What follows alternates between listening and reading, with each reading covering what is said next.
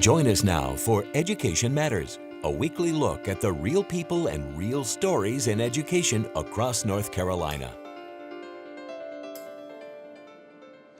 Welcome to Education Matters, presented by the Public School Forum of North Carolina. I'm Keith Poston. Today on the show, one of these is a brand new partnership between our state university teacher prep programs and K-12 public schools that started just this school year. The other was founded in 1980 in Durham, but is now expanding and opening a new campus in Western North Carolina.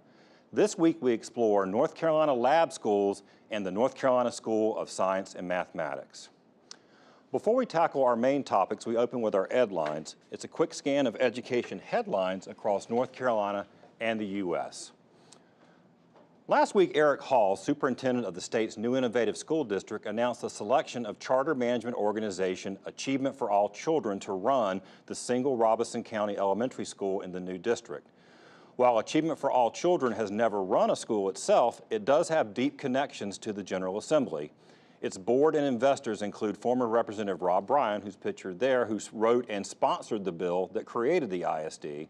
The other key partners include mega GOP donor John Bryan, no relation to Rob, that bankrolled advertising and lobbying for the bill.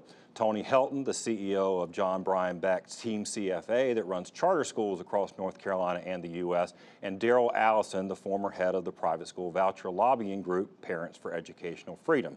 Now, the State Board of Education still must approve Hall's selection of the group.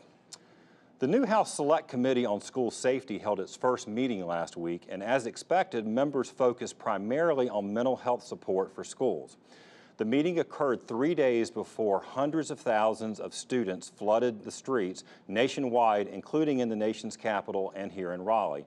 Now, unlike the committee meeting, much of the focus of the weekend's rallies and marches was for changes to gun laws, including universal background checks and limits on access to assault-style weapons.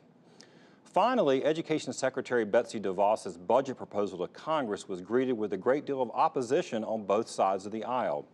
Her proposal included eliminating money for after-school programs for needy youth and cutting a grant program that helps low-income students go to college in favor of spending more than $1 billion to promote charter schools and private school voucher programs. Congress left out nearly all of her requests in the budget that was passed last week and signed by the president. Remember, you can visit the Public School Forum's website at ncforum.org and read more about each of these headlines as well as other topics we cover each week.